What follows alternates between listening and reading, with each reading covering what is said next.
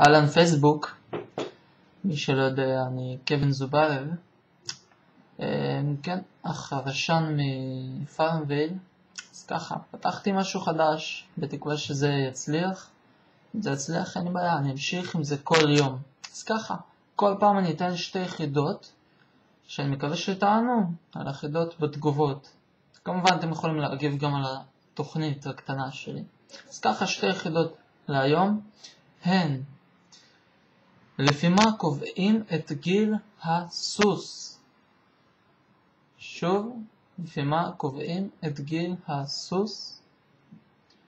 כשאלה השנייה, כמה ימים מסוגל גמל לא לשתות? כמה ימים גמל מסוגל לא לשתות? אני מחכה לתשובות שלכם, וזהו, חכו לחידות הבאות. ביי.